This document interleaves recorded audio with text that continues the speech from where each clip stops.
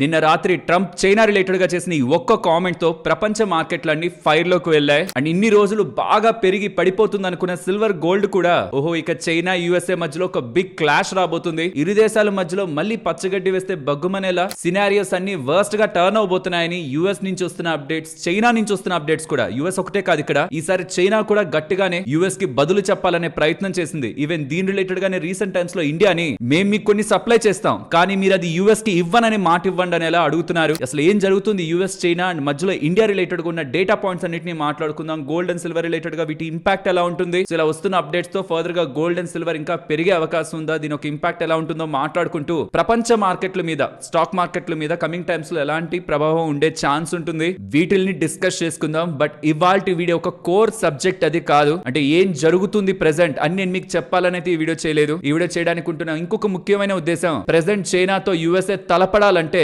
చైనాని మేమే సుప్రీం అని US prove చేసుకోవాలంటే వాళ్ళకి ఇండియా ఒక అవసరం ఉంది. ఇది నేనేదో ఇండియన్ ని కాబట్టి, ఇండియాలో ఉంటున్నాను కాబట్టి కామెంట్స్ ఇండియా గురించి పాజిటివ్ గా చేయట్లేదు. బీబీసీతో జేపీ మోర్గన్, ఇది యునైటెడ్ స్టేట్స్ లోనే largest bank, in the world కూడా అది one of the largest bank. దాని సీఈఓ 69 సంవత్సరాల వయసు కలిగి ఉంటున్న ఆ American CEO JP Morgan bank కు సంబంధించి, లార్జెస్ట్ బ్యాంక్ కు సంబంధించిన సీఈఓ ఏమంటున్నారో తెలుసా? తను యుఎస్ అఫీషియల్స్ తో మాట్లాడారని, వాళ్ళ మధ్యలో ఉంటున్న డిస్కషన్స్ ని కూడా బీబీసీకి షేర్ చేశారు. యుఎస్ అఫీషియల్స్ తో మాట్లాడింది ఎవరి గురించి? ఇండియా గురించి. యుఎస్ ఇండియా రిలేటెడ్ గా కమింగ్ టైమ్స్ లో ఏం జరిగే అవకాశం ఉందనేది కూడా మనకి దీని ద్వారా అర్థం అవుతుంది. కాబట్టి జరిగే సినారియోస్ ని మాట్లాడుకుంటూ ప్రెసెంట్ ఆ సినారియోస్ ని ఎదుర్కోవాలంటే, యుఎస్ ఎదుర్కోవాలనుకుంటే ఎటు పక్క మూవ్ అయి ఏ కంట్రీని ప్రాధాన్యంగా పెట్టుకునే ఛాన్స్ ఉంది, చైనా కానీ యుఎస్ఏ కానీ అనేది కూడా మనం మాట్లాడుకునే ప్రయత్నం చేద్దాం. ఇది చాలా ఇంపార్టెంట్ మార్కెట్ లో పెట్టుబడి పెట్టే వాళ్ళకి. అది తెలిస్తే ప్రెసెంట్ వస్తున్న ఈ ఫాల్ మీకు ఒక ఆపర్చునిటీ, అవకాశమా లేకపోతే అలాంటిది కాదా అన్న క్లారిటీ మీకు వస్తుంది. సో ఈ వీడియో మొత్తంలో కూడా అది మాత్రం మిస్ అవ్వకండి. స్టార్టింగ్ లో ఇన్ఫర్మేషన్ తెలుసుకొని ఓకే మార్కెట్ ఎందుకు పడుతుందా, సరే అయితే మండే చూసుకుందాంలే మార్కెట్ పడితే అన్నట్టు వెళ్ళిపోకండి. ఆ ఇంపార్టెంట్ డేటా పాయింట్స్ ని అర్థం చేసుకొని మీ అభిప్రాయాలని కూడా కామెంట్ సెక్షన్ లో చెప్పండి. ఈవెన్ నేను రాంగ్ అనుకున్నా లేకపోతే తను చెప్తున్న స్టేట్మెంట్స్ ని మనం ఇంకొకలా చూడొచ్చు కదా అని మీకు అనిపిస్తున్నా, ఒక హెల్దీ డిస్కషన్ చేసుకొని మనం వాళ్ళ వీడియోని ఎండ్ చేద్దాం. వీడియోని స్టార్ట్ చేద్దాం. స్టార్ట్ చేసే ముందు ఈ ట్రంప్ వచ్చిన పాయింట్ నుంచి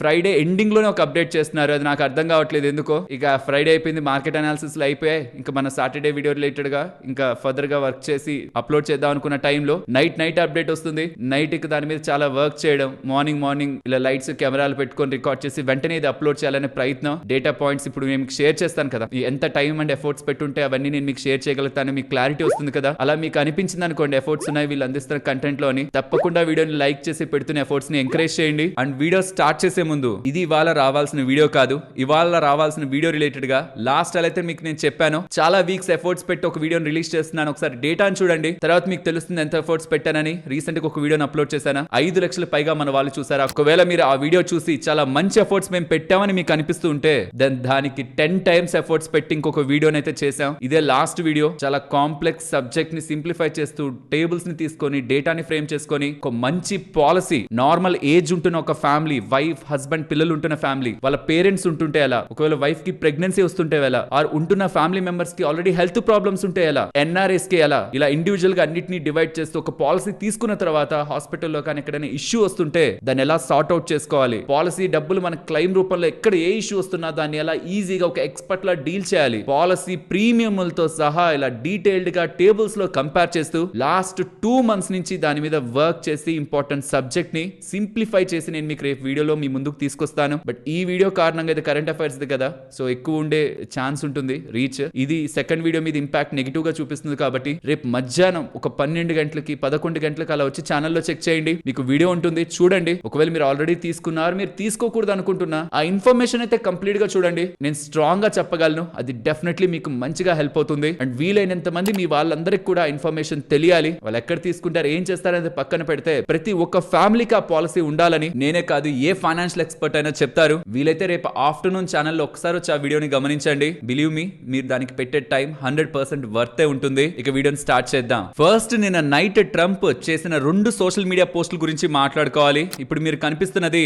రాత్రి 8:27 మన టైమింగ్ లో పెట్టింది. దీన్ని మొత్తం నేను చదివానంటే కూడా చాలా పెద్దదిగా ఉంటుంది. సింప్లిఫై చేసి చెప్తాను. తను ఏమంటున్నారంటే, చైనా దగ్గర నుంచి నేను ఇది ఎక్స్పెక్ట్ చేయలేదు, చైనా కార్నర్ చేయాలని చూస్తుంది. ఏంటి అమెరికాను ఒకటేనా కాదు, ప్రపంచ దేశాలన్నింటినీ సప్లై చైన్ ని తన చేతుల్లో పెట్టుకొని గుప్పెట్లో పెట్టుకొని ఆడించాలని చూస్తుంది. ఇది నేను ఎక్స్పెక్ట్ చేయలేదు. లాస్ట్ 6 నెలల నుంచి యుఎస్ చైనా రిలేషన్స్ బాగుంటున్నాయి కదా, ఎందుకు సడన్ గా చైనా ఇలాంటి రాంగ్ థింగ్స్ చేస్తుంది? స్పెషల్లీ రేర్ ఎర్త్ మ్యాగ్నెట్స్ పరంగా ఈ ఎలక్ట్రిక్ వెహికల్స్ లో మోటార్స్ ని తయారు చేయడానికి ఆ రేర్ ఎర్త్ మ్యాగ్నెట్స్ ని వాడతారు. అక్కడే కాదు వివిధ యూజెస్ ఉంటాయి. ఈవెన్ రేర్ ఎర్త్ మినరల్స్ పరంగా కూడా చైనాది ఆధిపత్యం ఉందన్నమాట. వాళ్ళది మోనోపోలీ. అండ్ రీసెంట్ టైమ్స్ లో యూఎస్ రిలేటెడ్ గా ఇష్యూ వచ్చినప్పుడు చైనాతో నేను మీ మీద ఇంత టారిఫ్ వేస్తా అంత టారిఫ్ వేస్తానని చెప్పి ట్రంప్ చెప్పినప్పుడు నువ్వు ఎంత కావాలంటే అంత వేసుకో, నేను మీకు రేర్ ఎర్త్ మ్యాగ్నెట్స్ ఇవ్వను అని చైనా చెప్పగానే దిగొచ్చి టారిఫ్ల్ని దారుణంగా తగ్గించారు. తగ్గించాక కూడా ప్రెస్ మీట్ లో తన అసహనాన్ని కూడా ట్రంప్ వ్యక్తం చేశారు. ఏంటి చైనా రేర్ ఎర్త్ మ్యాగ్నెట్స్ ఇవ్వదంట, మా దగ్గర ఎన్నున్నాయి ఆపాలనుకుంటే, నేను ఎన్ని ఆపగలను కానీ నేను అలా ఆపను, ఏదో వాళ్ళ దగ్గర రేర్ ఎర్త్ మ్యాగ్నెట్స్ పెట్టుకుని అది ఇది మాట్లాడుతున్నారనేలా తను చెప్పారు. కానీ అది లేకపోతే ఇండస్ట్రీ కుదేలవుతుంది కాబట్టి, ఇండస్ట్రీ మొత్తం ఇంపాక్ట్ అవుతుంది కాబట్టి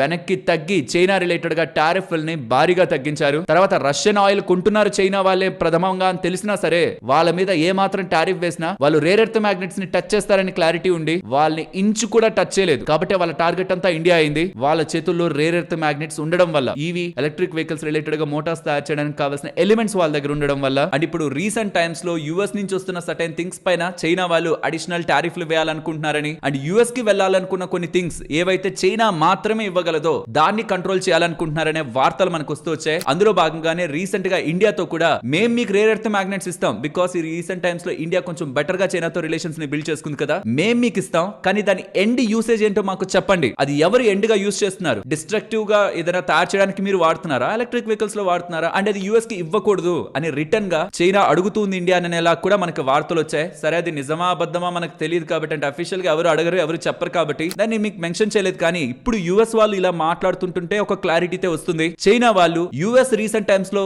వ్యవహరిస్తున్న శైలికి గట్టిగా బదులు చెప్పాలని ప్రయత్నించే ప్రాసెస్ లో వాళ్ళ రిలేటెడ్ ఉన్న రేర్ ఎర్త్ మ్యాగ్నెట్స్ ని యుఎస్ కి వెళ్లకుండా చూడాలని ప్రయత్నిస్తున్నారని, అది తనకి కోపం తెప్పిస్తుందని, ఇంకొక 2 వారాల్లో నేను చైనా ప్రెసిడెంట్ జీని కలవాల్సి ఉంది. ఏపీఈసీ లో సౌత్ కొరియాలో కలవాల్సి ఉంది. ఏపీఈసీ అంటే Asia Pacific economic cooperation. South కొరియాలో జరగాల్సిన దాంట్లో వీళ్ళిద్దరు మీట్ అవ్వాలట. కానీ ఇక్కడ ఏం చెప్తున్నారు చూడండి, ఇది చాలా important. But now there seems to be no reason to do so, అంటే ఇప్పుడు నేను కలవాల్సిన అవసరం లేదని ఇలా స్టేట్మెంట్ చేశారు. ఇది ఎప్పుడు వచ్చింది? రాత్రి 8:27 సో మార్కెట్ కి ఏమర్థం అవుతుంది చెప్పండి? నేను జీని కలవాలి ఇంకొక 2 వారాల్లో, ఇక నేను కలవను. ఎందుకంటే వాళ్ళు రేర్ ఎర్త్ మ్యాగ్నెట్స్ తో యూఎస్ ని కంట్రోల్ చేయాలని చూస్తున్నారు. వాళ్ళు ఏదైతే వాళ్ళ దగ్గర ఎలిమెంట్స్ ఉన్నాయి మోనోపోలీ చేయొచ్చు అనుకుంటున్నారో, మాకు 2 ఉన్నాయి అంటే వాళ్ళ దగ్గర 1 ఉంటే మా దగ్గర 2 ఉన్నాయి, మేము చేస్తాం. అల్టిమేట్ గా అది చాలా పెయిన్ఫుల్ గా ఉంటుంది అని రాత్రి 8:27 చెప్పారా? మళ్ళీ 2:20 ఏం స్టేట్మెంట్ చేశారు చూడండి. కమింగ్ టైమ్స్ లో స్పెషల్లీ నవంబర్ 1 నుంచి ఆర్ దానికంటే ముందు నుంచైనా, డిపెండింగ్ అపాన్ చైనా ఎలా మా మీద యాక్షన్ తీసుకుంటుందనే దాన్ని బట్టి 100% టారిఫ్ చైనా మీద వేయబోతున్నాం.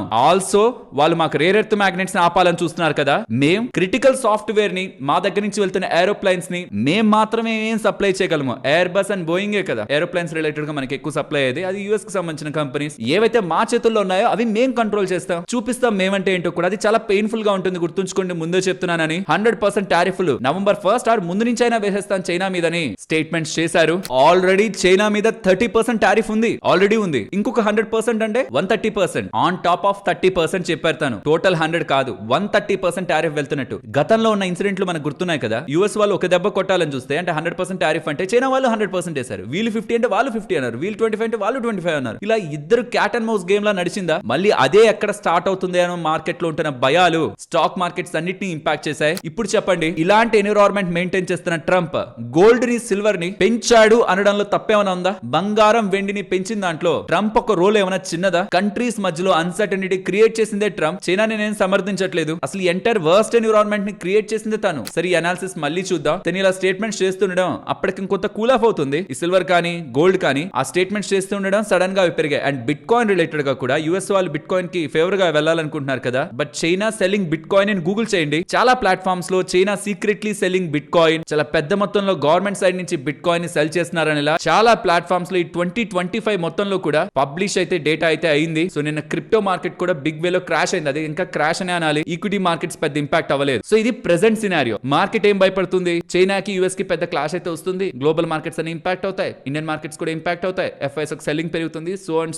సో దట్ మార్కెట్స్ పడాలి. ఏవి పడాలి ఎక్కువ? యూఎస్ మార్కెట్స్ పడాలి. అదే జరిగింది. 3%, 3.7%, ఇన్ఫాక్ట్ ఒక పాయింట్ లో 4% కూడా. 4% మన మార్కెట్ పడుతుందంటే లిటరలీ 1000 పాయింట్ల పైన మార్కెట్ నిఫ్టీ పడుతున్నట్టు. కానీ నిఫ్టీ ఎంత పడింది? 197 పాయింట్లు పడింది. ఇక్కడ నేను మిమ్మల్ని ఒక ఇంపార్టెంట్ క్వశ్చన్ అడగాలనుకుంటున్నాను. 2 మేజర్ ఎకానమీ, ఒకరికేమో సప్లై ఉంది, కన్సంప్షన్ ఉంది, స్ట్రాంగ్ గా ఉంది. అదేం టెక్ బేస్డే కాదు, మ్యానుఫ్యాక్చరింగ్ బేస్డ్ కూడా ఇది చైనా. బట్ యుఎస్ ఏంటి? Manufacturing based, tech based, software based. వాళ్ళకి ఎవరు కావాలి? కావాలి, కన్స్యూమర్స్ కావాలి. చైనా అలో చేస్తుందా? చేయదు. సో వీళ్ళకి ఒక రిలయబుల్ పార్ట్నర్ గా, ఒక స్ట్రాంగ్ ఫ్రెండ్ గా ఉండాలంటే మంచి పాపులేషన్, స్పెండ్ చేయగలిగే డబ్బులు ఉంటున్న ఆ demography detail, middle class, aspirational middle class, upper middle class గా ఎదగాలనుకుంటున్న పాపులేషన్, యంగ్ టాలెంటెడ్ పాపులేషన్ ఎక్కడ ఎక్కువ ఉంటుందో అక్కడ వాళ్ళు బిజినెస్ చేయగలరు మంచిగా. అలా ఉంటున్న కంట్రీ ఏవని చూస్తే ఉంటాయి కొన్ని, బట్ అందులో ఇండియా ప్రథమంగా కనిపిస్తుంది. సో ఇండియాని దూరం పెట్టే ప్రయత్నం యుఎస్ చేసే ఒక్కొక్క స్టెప్ యుఎస్ నే వెనక్కి నెడుతుంది. ఈ రోజు నెట్టకపోవచ్చు ఇమీడియట్ గా, ఈ రోజు యుఎస్ సుప్రీం పవర్ అవ్వచ్చు, బట్ ఒకప్పుడు చైనా ఎక్కడ ఉండేది ఇప్పుడు ఎక్కడికి వచ్చింది.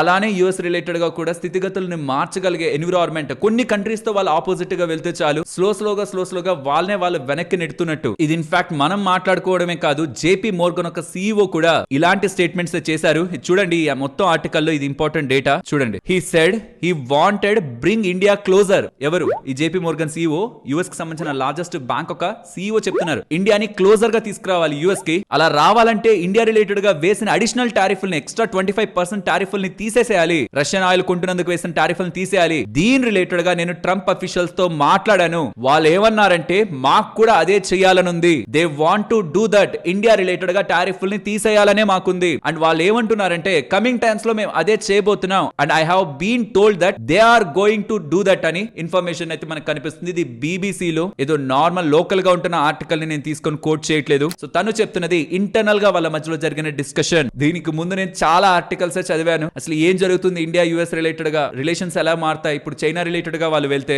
ఇండియాని కూడా కార్నర్ చేస్తారా, ఆర్ ఇండియాని ఫ్రెండ్ గా చేసుకోవాలని యుఎస్ఏ ప్రయత్నిస్తుందా? యుఎస్ చైనా రిలేటెడ్ గా ఇష్యూ క్లారిటీ ఉంది. యుఎస్ ఇండియా రిలేటెడ్ గా ఎలా ఉంటుంది క్లారిటీ అనేది మనకి చాలా ఇంపార్టెంట్. బికాస్ యుఎస్ చైనా ఈ రెండిట్లో ఒక కంట్రీ ఇండియాని పక్కన పెట్టేస్తుంది అంటే, చైనా మనల్ని పక్కన పెట్టేసినా మనకి పోయేదేం లేదు. సర్టెన్ ఏరియాస్ ఇంపాక్ట్ అవుతాయి. బట్ యుఎస్ఏ పక్కన పెట్టిందంటే ట్రేడ్ డెఫిసిట్ లో మనం వాళ్ళకి అమ్ముతున్నాం, వాళ్ళు మనకు అమ్మడం కంటే అంటే మనకు వస్తుంది డబ్బులు. బట్ చైనా రిలేటెడ్ గా ఎంటైర్ సినారియో డిఫరెంట్. అసలు ఎవరిని పక్కన పెట్టాల్సిన నీడ్ లేదు. కానీ చెప్తున్నాను, ఒక కంట్రీ దూరం వెళ్ళిపోవాలంటే చైనా వెళ్ళిపోయినా పర్లేదు, కానీ యుఎస్ వెళ్ళిపోతే కష్టం మనకి. కాబట్టి ఆటోమేటిక్ గా ఇండియా ఒక స్టెప్ తీసుకోవాలన్నప్పుడు టువర్డ్స్ ద యుఎస్ఏ తీసుకోవడంలో తప్పేం లేదు. కానీ ఇప్పుడు ఏమవుతుందంటే ఆత్మాభిమానం అనేది ఒక మెయిన్ పాయింట్ అవుతుంది. ఈ మధ్య కాలంలో ట్రంప్ కానీ వాళ్ళ అఫీషియల్స్ కానీ ఇండియాకి ఏమైనా రెస్పెక్ట్ ఇవ్వాలని ప్రయత్నించారా? ఫస్ట్ టైం అఫీషియల్స్ అయి అప్పుడే గవర్నమెంట్ లో జాయిన్ అయిన వాళ్ళు కూడా ఇండియా మీద పెద్ద కామెంట్స్ చేశారు. ట్రంప్ అయితే డెడ్ ఎకానమీ, ఇంకా అంతకు మించి మాట్లాడనే మాటలు కూడా ఇండియా రిలేటెడ్ గా మాట్లాడడం స్టార్ట్ చేశారు గ్లోబల్ ప్లాట్ఫామ్స్ లో. ఇప్పుడు వచ్చే క్వశ్చన్ అంతా, ట్రంప్ పిలిచారు కదా అని ఇప్పుడు ఇండియా వెళ్ళింది అనుకోండి, చైనా నుంచి రష్యా నుంచి దూరం జరిగి, ఎందుకంటే రీసెంట్ టైమ్స్ లో చైనా ఇండియా రిలేషన్స్ బెటర్ అవుతున్నాయి. వాళ్ళు ఒక స్టెప్ ముందుకు వస్తున్నారు, మనం ఒక స్టెప్ ముందుకు వెళ్తున్నాం. బ్యాక్ ఇంటెన్షన్ ఏంటో పక్కన పెట్టండి, కంటికి కనిపించేది అయితే వాళ్ళు ఒక స్టెప్ ముందుకు వస్తున్నారు, మనం ఒక స్టెప్ ముందుకు వెళ్తున్నాం. రేర్ ఎర్త్ మ్యాగ్నెట్స్ పరంగా మనకుంటున్న ఇష్యూస్ ని సార్ట్ అవుట్ చేశారు. ఫస్ట్ టైం డైరెక్ట్ ఫ్లైట్స్ ఇండియాకి చైనాకి రిలేటెడ్ గా వేశారు. వీసాస్ రిలేటెడ్ ఉంటున్న ఇష్యూస్ ని సార్ట్ అవుట్ చేశారు. మన ఇండియాకి ఫర్టిలైజర్స్ పరంగా ఉంటున్న రిస్ట్రిక్షన్స్ ని రిమూవ్ చేశారు. ఇలా చాలా థింగ్స్ ఇండియా చైనా పరంగా ఉంటున్నవి రీసెంట్ టైమ్స్ లో ఈజీ అయ్యాయి. యుఎస్ ఏం చేసింది? సో ఇప్పుడు యుఎస్ కి చైనాకి ఇష్యూ ఉంది కదా అని ఇండియాని కలుపుకోవాలి అని యుఎస్ ప్రయత్నించింది అనుకోండి, ప్రయత్నిస్తుంది కూడా తను చెప్తున్న వాదనలు బట్టి. ఇప్పుడు ఇండియా చైనా నుంచి దూరం జరిగే ప్రయత్నం చేస్తే అదే యాక్చువల్లీ చేయాల్సింది కూడా. బట్ ఈ బ్రిక్స్ బ్లాక్ దాన్ని ఎలా చూస్తుందనే చూడాలి. మనకి రష్యా ఈ చైనా రిలేటెడ్ గా ఇండియాని మనం ఒక సిచ్యువేషన్ లో నమ్మలేం, భారత్ మీద కంప్లీట్ గా రిలై అవ్వలేమేమో. వాళ్ళకి ఏదనిపిస్తే ఫైనల్లీ అదే చేస్తారు. కానీ మన రిలేటెడ్ గా ఉన్న రిలేషన్స్ ని రెస్పెక్ట్ చేయరని చైనాని పక్కన పెట్టండి, రష్యాకి దూరం జరిగే ప్రయత్నం చేస్తే మాత్రం రిలేషన్స్ డ్యామేజ్ అయ్యే అవకాశం ఉంటుంది. సో ఇక్కడ మేజర్ క్వశ్చన్ అంతా నెక్స్ట్ కమింగ్ టైమ్స్ లో మీరు ఇలా ఈ సో అండ్ సో పనులు చేస్తే మేము మీ మీద టారిఫ్లు ఎత్తేస్తామంటే భారత్ దానికి ఒప్పుకుంటుందా? రష్యా నుంచి చైనా నుంచి దూరం జరగాలి, కంప్లీట్ గా మీరు ఇలా యాక్టివిటీస్ ని మెయింటైన్ చేయాలంటే భారత్ దానికి ఒప్పుకుంటుందా అని చూడాలి. నిన్నే treasury secretary Scott Besant coming weeks లో, మంత్స్ లో రష్యా నుంచి ఆయిల్ ఇండియా కొనడం తగ్గించేస్తుంది, యుఎస్ నుంచి ఆయిల్ కొంటుందని ఇలా స్టేట్మెంట్స్ చేశారు. మరి అలాంటివి ఏమైనా డిస్కషన్స్ ఉన్నాయో చూడాలి. స్టాక్ మార్కెట్స్ కి చాలా మంచి విషయం. ఆబ్వియస్లీ ఇండియా యుఎస్ కి దగ్గర జరుగుతుంటే అది మార్కెట్స్ చాలా పాజిటివ్ గా తీసుకుంటాయి. సో కాబట్టి రేపు ఒకవేళ మార్కెట్ సడన్ గా స్టార్టింగ్ లో పడ్డా, రేపు అంటే సండే కాదు మండే పడ్డా, if in case market coming times లో యుఎస్ ఇండియా రిలేషన్స్ బెటర్ అవుతాయని ఏ మాత్రం కాన్ఫిడెన్స్ ఉంటున్నా, end of the day opening లో ఉంటున్న దానికంటే మంచిగా క్లోజ్ అవుతుంది. కానీ డే లోలో ఆ రోజు లోయెస్ట్ లెవెల్ లో మార్కెట్ క్లోజ్ అవుతుందంటే దాని అర్థం ఇండియా యుఎస్ రిలేషన్స్ అంత ఈజీగా సార్ట్ అవుట్ అవ్వవని మార్కెట్ లో ఉంటున్న believe. And US China related గా ఇది జస్ట్ బిగినింగ్ మాత్రమే. కమింగ్ టైమ్స్ లో ఇంకొంత big issues US China related గా జరిగి మార్కెట్స్ పానిక్ అయ్యే అవకాశం ఉందని, ఇన్వెస్టర్స్ లో అంత స్ట్రాంగ్ కాన్ఫిడెన్స్ బిల్డ్ అవ్వకపోతుండడం, అంటే ఇండియా యుఎస్ రిలేటెడ్ ఉన్న రిలేషన్ కంటే యుఎస్ చైనా రిలేటెడ్ ఉన్న ఇష్యూ చాలా పెద్దదనిపించి ఇన్వెస్టర్స్ ఈ ఉంటున్న పాజిటివ్ ని ఈ ఓవర్ షాడో చేస్తున్న థింగ్ తో నెగ్లెక్ట్ చేయడమైనా జరగాలి. నేనైతే ఇండియా యుఎస్ రిలేటెడ్ గా రిలేషన్స్ బెటర్ అవుతాయనే ఇండికేషన్స్ నాకు రీసెంట్ టైమ్స్ లో ఉంటున్న వాటిని కనెక్ట్ చేస్తే కనిపిస్తుంది. మీ అభిప్రాయాల్ని కూడా వీలైతే కామెంట్ సెక్షన్ లో చెప్పండి. ఇప్పుడు గోల్డ్ అండ్ సిల్వర్ గురించి మాట్లాడుకుందాం ఫ్రెండ్స్. వీడియోని ఫర్దర్ గా కంటిన్యూ చేసే ముందు ప్రాబబ్లీ మీకు డైలీ మార్కెట్ అనాలిసిస్ వీడియోస్ తో కంపేర్ చేస్తే ఇప్పుడు కొంచెం వాయిస్ డల్ అనిపిస్తుంటది. నైట్ ప్రాపర్ గా స్లీప్ కొంచెం తక్కువగా ఉండడం కారణంగా మీకు అలా డల్ అనిపించచ్చు. అనిపించచ్చు, అది నాకు హాఫ్ ఆఫ్ ద వీడియో చెప్పాక అర్థమైంది. మోస్ట్లీ ఒక్క రోజే, రేపు నెక్స్ట్ వచ్చే వీడియోస్ అన్ని కూడా మీకు స్ట్రాంగ్ వాయిస్ తోనే ఉంటాయి. అండ్ వీడియో మీకు ఇంట్రెస్టింగ్ అండ్ వాల్యుబుల్ గా అనిపించుంటే తప్పకుండా వీడియోని లైక్ చేస్తూ పెడుతున్న ఎఫర్ట్స్ ని ఎంకరేజ్ చేయండి. ఫ్రెండ్స్, మనమంతా హ్యూమన్స్, మనకు ఒక బయాస్ ఉంటుంది. ఒక ధరను ఒక దగ్గర చూసినప్పుడు అది బాగా పెరిగి ఇంకో దగ్గరికి వెళ్ళినప్పుడు అంతా ఇంత నుంచి అంత వెళ్ళిందా, ఓవర్ గా పెరిగిపోయింది అని మనం అనుకుంటాం. కానీ ఏది ఓవర్ ఏది సంథింగ్ కాదనేది నెక్స్ట్ ఫ్యూచర్ డిసైడ్ చేస్తుంది. కాబట్టి నేను ఎప్పుడు కూడా ప్రైస్ బేస్డ్ గా బయాస్డ్ డెసిషన్స్ లోకి వెళ్ళను. వాల్యుయేషన్స్ ఏమైనా చూడాలా స్టాక్స్ పరంగా అయితే, బిజినెస్ ఎలా ఉంది కమింగ్ టైమ్స్ లో, గ్రోత్ ఎలా ఉంటుంది, ఇవి మాత్రమే చూడాలి తప్పితే ఎంత పెరిగిందనే దాన్ని బట్టే చూస్తే చాలా టైమ్స్ రాంగ్ చేసే అవకాశం ఉంది. కాబట్టి బంగారాన్ని వెండిని ఎంత పెరిగిపోయిన దాని నుంచి పక్కన పెట్టి ఎందుకు పెరిగింది ఫస్ట్ థింగ్, ఇంకెందుకు పెరిగే అవకాశం ఉంది సెకండ్ థింగ్, అండ్ ఏ సందర్భాల్లో భారీగా పడిపోయే అవకాశం ఉంది, పడే అవకాశాలు కూడా ఉన్నాయి. రీసెంట్ టైమ్స్ లో వీడియోస్ లో చెప్పాను కదా, యుఎస్ దగ్గర ఉన్న రిజర్వ్స్, గోల్డ్ రిజర్వ్స్ పెద్ద మొత్తంలో ఉన్న వాళ్ళ దగ్గర అమ్మాలని ప్రయత్నించిన యుఎస్ చైనా ఇష్యూస్ కానీ యుఎస్ ఇండియా ఇష్యూస్ కానీ సార్ట్ అవుట్ అవుతున్నాయన్నా, సార్ట్ అవుట్ అవుతున్నాయంటే నార్మల్ గా సార్ట్ అవుట్ అవడం కాదు. యుఎస్ వాళ్ళు చైనాతో ఇండియాతో చెప్పాలి, మా మీద ఇన్వెస్ట్మెంట్ చేయండి, మా ట్రెజరీస్ మీద పెట్టండి, మా బాండ్స్ మీద పెట్టండి, మా డాలర్ మీద నమ్మండి, నమ్మకం ఉంచండి, వెనక్కి వెళ్ళొద్దు, మన ఫ్రెండ్స్ గా ఉందా అని ఆ లెవెల్లో కలవాలన్నమాట. ఏదో ఒక దగ్గర ఉండి అయిపోయినట్టే అన్నట్టుంటే వాళ్ళు కూడా విన్నట్టే వింటారు, కానీ వాళ్ళు చేయాలనుకున్న పనులు వాళ్ళు చేసుకుంటూనే వెళ్తారు. ఆ లెవెల్ ఆఫ్ ట్రీటీ వాళ్ళ మధ్యలో ఉంటుందా, US China and US India and US Russia ఉంటుందా అనేది మేజర్ క్వశ్చన్. ఆర్ ఈ లోపు ల్యాబ్ గ్రోన్ డైమండ్ ల్యాబ్ లో ఏమైనా బంగారాన్ని తయారు చేస్తారా, లైక్ మెర్క్యూరీ నుంచి గోల్డ్ ని తయారు చేస్తారనే వార్తలు వస్తున్నాయి. అది నేను చాలా టైం నుంచే వింటున్నా, అది పాసిబుల్ లేదో మనకు తెలియదు. అలా ఏమైనా జరిగితే సడన్ గా మార్కెట్ లో కొంత ఇంపాక్ట్ ఉండే అవకాశం ఉంది. ఇవేవి జరగవు అనుకోండి, ట్రంప్ చేస్తున్న ప్రెసెంట్ పనులు మాత్రం బంగారాన్ని వెండిని ఎలివేటర్ లో పైకి పంపించే ప్రయత్నాలు అనమాట. ఇక్కడ నుంచి నెక్స్ట్ వారం రోజుల్లో బంగారం వెండి ఎలా రియాక్ట్ అవుతుంది అనేది నేను చాలా ఇంపార్టెంట్ గా గమనిస్తున్నాను. ఎందుకంటే ఇష్యూ స్టార్ట్ అయింది కదా, ఈ రీసెంట్ టైమ్స్ లో ఫామ్ అయిన గోల్డ్ ఒక హై ఇంటర్నేషనల్ మార్కెట్స్ నేను చూసేది $4,054 పర్ ఔన్స్ వెళ్ళింది, సిల్వర్ $51 పర్ ఔన్స్ వెళ్ళింది. అది బ్రేక్ అవుతుందా, ఈ అన్సర్టనిటీ వచ్చేసరికి మళ్ళీ పానిక్నెస్ గోల్డ్ అండ్ సిల్వర్ లో కనిపిస్తుందా, ఆర్ ఇంత జరిగినా సరే అది ఆ హైస్ ని కూడా బ్రేక్ చేయట్లేదా, బ్రేక్ చేయట్లేదు అంటే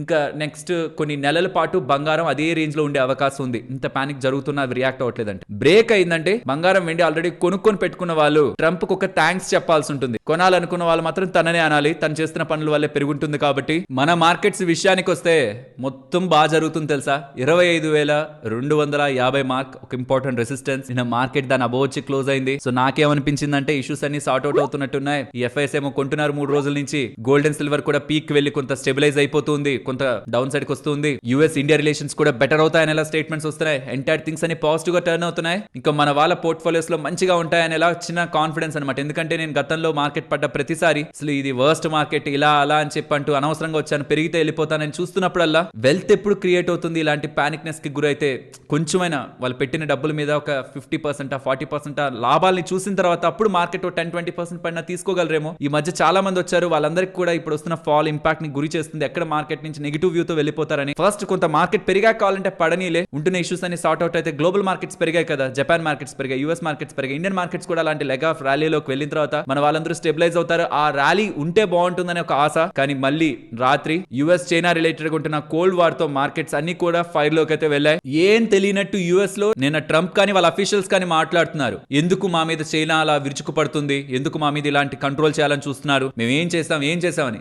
ఏం చేసామేంటి, వీలు కాదా చేసింది ఇదంతా, స్టార్ట్ చేసింది ఏ కంట్రీ అయినా అసలు ఇలాంటి ఇష్యూస్ లో ఉండిందా దీనికి ముందు ఇలా రెస్ట్రిక్ట్ చేయాలి, అలా చేయాలి, ఇలా చేయాలని యాంటీ డంపింగ్ డ్యూటీలు వేసుకుంటూ కూర్చునే వాళ్ళు. అది కూడా ఇన్వెస్టిగేషన్ చేసి ఒక ప్రాపర్ సైంటిఫిక్ వేలో వెళ్ళి మన ఇండస్ట్రీస్ ఇంపాక్ట్ అవుతున్నాయంటే వేసేవాళ్ళు. డైరెక్ట్ గా కంట్రీ మీద సెక్టార్ మీద తప్పులేదులేండి, చైనా అలా చేయాలి, అప్పుడే యుఎస్ కూడా ఇంకొకసారి మన అలాంటి ఓవర్ థింగ్స్ చేస్తే ఇంకొక కంట్రీ అలా రియాక్ట్ అవుతుందనే భయం కూడా యుఎస్ కి రావాలి. బట్ ఈ పాయింట్ లో యుఎస్ ఇండియాని మా సైడ్ ఉండండి, రష్యా నుంచి చైనా నుంచి పక్కకి జరగండి అంటే ఇది చాలా డెలికేట్ కండిషన్. భారత్ దీన్ని ఎలా డీల్ చేస్తుందో చూడాలి. తను సోషల్ మీడియాలో చేసిన పోస్ట్ లో ఏపీఈసీ మీటింగ్ 2 వీక్స్ లో ఉంది, ప్రెసిడెంట్ జీతో మీటింగ్ ఉంది ఏపీఈసీలో సౌత్ కొరియాలో, కానీ ఇప్పుడు నేను దానికి వెళ్లాల్సిన నీడ్ లేదు అనేలా స్టేట్మెంట్ చేశారా. దానికి విలేకరు ఒకరు క్వశ్చన్ అడిగారు, ఏంటి మీరు వెళ్ళట్లేదా, జీని కలవట్లేదా అంటే నేను ఎప్పుడు చెప్పాను కలవనని, కానీ కలిసి ఏం చేస్తాను అని ఆలోచిస్తున్నాను, ఇంకేముంది డిస్కస్ చేయడానికి అని ఎలా చూస్తున్నాను, నేనేం క్యాన్సిల్ చేసుకోలేదు నా ప్లాన్ అన్నారు. ఒకరి దగ్గర ఒక ఎలిమెంట్స్ ఉంటే, కొన్ని థింగ్స్ ఉంటే, నేచురల్ రిసోర్సెస్ కానీ ఆర్ సర్టెన్ వే టాలెంట్ కానీ మ్యానుఫ్యాక్చరింగ్ కానీ ఆర్ సప్లై చైన్ నెట్వర్క్ కానీ సర్టైన్ థింగ్స్ ఆ కంట్రీ హోల్డ్ చేయగలుగుతుంటే వాళ్ళకి ఆటోమేటిక్ గా ఒక పవర్ వస్తుంది, ఇంకొకరు అంత ఈజీగా వాళ్ళని తొక్కలేరు. అది ఇప్పుడు ఆ నోబెల్ శాంతి బహుమతి గురించి కూడా తను రియాక్ట్ అయ్యారు. మరియాకు వచ్చిందంట కదా వెనిన్జులన్ అపోజిషన్ లీడర్ కి, మరి ఏంటి మీకు దాని మీద మీ అభిప్రాయం ఏంటంటే, తను నాకు కాల్ చేశారు, నోబెల్ శాంతి బహుమతి వచ్చిన తను నాకు కాల్ చేశారు, I'm accepting this Nobel peace prize in honour of you అని దాన్ని నాకే అంకితం చేశారు, అయినా నేనేం అడగలేదులేండి, నోబెల్ పీస్ ప్రైజ్ నాకు ఇచ్చేసాయి నేనేం అడగలేదని జోక్ చేస్తూ కూడా తన స్టేట్మెంట్స్ కొన్ని చేశారు. అది కూడా లోపల లోపల బాధపడుతూ బయటకు నవ్వడం ఎలా ఉంటుందో తనని చూస్తే తెలుస్తుంది. సో ఫైనలీ రేపు మార్కెట్స్, రేపంటే మండే మార్కెట్స్ ఓపెనింగ్ అయితే బ్యాడ్ గానే ఉంటుంది నో డౌట్. బట్ ఎండింగ్ ఎలా ఉంటుంది, వర్స్ట్ అప్డేట్ వచ్చిన తర్వాత కూడా మార్కెట్ రికవర్ అయ్యి ముందుకు వెళ్ళాలనే ప్రయత్నం చేసింది అని మీకు కన్ఫర్మేషన్ రేపు మండే రోజు వచ్చిందంటే మాత్రం ఇండియాని అమ్మడం కాదు, ఇప్పుడు కొనాలని ఒక ఒపీనియన్ తో ఉంటే తప్పించి రేపు నెగిటివ్ లో ఓపెన్ అయిన మార్కెట్ పాజిటివ్ లో కానీ స్ట్రాంగ్ గా రికవర్ అయ్యే ప్రయత్నం కానీ చేయదు. సో అదొక లిట్మస్ టెస్ట్ లాగా మండే లాజికల్ గా చూస్తే ఇండియా రిలేటెడ్ గా థింగ్స్ పాజిటివ్ గానే టర్న్ అవుతున్నాయి. యుఎస్ చైనా ఇష్యూకి ఇండియాకి డైరెక్ట్ రిలేషన్ లేదు, బట్ గ్లోబల్ గా ఇంపాక్ట్ లో ఇండియా ఇంపాక్ట్ అవుతుంది అనుకుంటున్నా. కానీ గ్లోబల్ మార్కెట్స్ పెరిగినంత ఇండియన్ మార్కెట్ పెరగలేదు. అండ్ ఎఫ్ఐస్ దగ్గర ఆల్రెడీ షార్ట్స్ స్ట్రాంగ్ గానే ఉన్నాయి. ప్రాబబ్లీ ఈ ఈవెంట్ కోసం చూస్తున్నారా మరి ఏంటో గానీ ఆ షార్ట్స్ ఏం జరుగుతాయనేది చూడాలి. ఇండియా పరంగా తీసుకున్న డొమెస్టిక్ డెసిషన్స్ ఆర్బీఐ రిలేటెడ్ గా కానీ అండ్ కమింగ్ టైమ్స్ లో ఫెడ్ వాల్ రిలేటెడ్ గా వచ్చే రేట్ కట్ కానీ అండ్ ఇక్కడ జిఎస్టీ రిలేటెడ్ గా ఇన్కమ్ ట్యాక్స్ పరంగా ఎన్ని ఇంపాక్ట్స్ కూడా ఇండియా ఫేవర్ గానే ఉన్నాయి. కాబట్టి let's see Monday market closing ఎలా ఉంటుందని. వీక్ గా ఉందంటే మాత్రం ఫర్దర్ గా కొంత టైం పాటు మార్కెట్ లో అన్సర్టనిటీ ఉంటుందని మెంటల్ గా ప్రిపేర్ అవ్వండి. స్ట్రాంగ్ గా క్లోజ్ అయిందంటే మాత్రం నెక్స్ట్ కమింగ్ టైమ్స్ లో గ్లోబల్ మార్కెట్స్ లో ఇండియన్ మార్కెట్ ని మీరు ఎక్కువ పాజిటివ్ గా చూసే అవకాశం ఉంది. ఇండియన్ మార్కెట్స్ కమింగ్ టైమ్స్ లో బెటర్ గా మూవ్ అవుతాయి, థింగ్స్ కూడా సార్ట్ అవుట్ అవుతాయనే ఒక కాన్ఫిడెన్స్ ఉంటేనే మండే మార్కెట్ ని మంచిగా క్లోజ్ చేస్తారు. కాబట్టి ఓపెనింగ్ కాదు మండే చూడాల్సింది, క్లోజింగ్. అండ్ దీంతో పాటు ఆర్బీఐ వాళ్ళు యాక్సిస్ బ్యాంక్ రిలేటెడ్ గా ఒక లెటర్ ఆఫ్ కాషన్ ఇష్యూ చేశారు. మీరు కొన్ని రాంగ్ థింగ్స్ చేస్తున్నారు, కేవైసీ నార్మ్స్ ని ఫాలో అవ్వట్లేదు, జాగ్రత్తగా చూసుకోండి అని చెప్తూ ఉండడం యాక్సిస్ బ్యాంక్ పరంగా కొంత ప్రెషర్ ఉండే అవకాశం ఉంది. అదొక అడ్వైజరీ లా, పెనాల్టీ ఏం కాదు, రిస్ట్రిక్షన్ ఏం కాదు. తప్పులు జరుగుతున్నాయి చూసుకో. లేకపోతే ఎగ్జామ్ లో ఎవరో కాపీ కొట్టాలని ప్రయత్నిస్తుంటే సార్ మనకి రే అంటారు కదా, ఏ యాక్షన్ తీసుకున్నట్టు కాదు, వెళ్ళిపో అని చెప్పడం కాదు, జరుగు కూర్చో నార్మల్ గా కూర్చో అని చెప్పే ప్రయత్నం ఆర్బీఐ యాక్సిస్ బ్యాంక్ పరంగా చేసింది. సో యాక్సిస్ బ్యాంక్ పరంగా లిటిల్ ఇంపాక్ట్ ఇది కూడా ఉంటుందన్న విషయాన్ని గుర్తుంచుకోవాలి. హోప్ మీకు టోటల్ ఇన్ఫర్మేషన్ ని క్లియర్ గా అందించానని. అండ్ వీడియోని క్లోజ్ చేసే ముందు రేపు సండే ఆఫ్టర్నూన్ ఒకసారి ఛానల్లోకి వచ్చి గమనించండి, మీకు వీడియో ఉంటుంది, కొంత టైం చూడండి. ఇన్ఫర్మేషన్ చాలా యూస్ఫుల్ అవుతుంది. మనకు కాకపోయినా మనకు తెలిసిన వాళ్ళకి షేర్ చేస్తే వాళ్ళకి యూజ్ అవుతుంది అనుకుంటే తప్పకుండా మీకు తెలిసిన ఫ్రెండ్స్ అండ్ ఫ్యామిలీ మెంబర్స్ అందరికీ షేర్ చేయండి. ఈవెన్ మీకు దాని మీద ఇంట్రెస్ట్ ఉన్నా లేకపోతున్నా లాస్ట్ వరకు గమనించండి. షూర్ గా మీకు తెలియాల్సిన పాయింట్స్, మీకు మీ ఫ్యామిలీకి యూజ్ అయ్యే పాయింట్స్ దాంట్లో చాలా ఉంటాయి. సరే మరి ఉండనా, మరొక ఇంట్రెస్టింగ్ వీడియోతో మళ్ళీ మీ ముందుకు వస్తాను. అంతవరకు టేక్ కేర్, జై హింద్.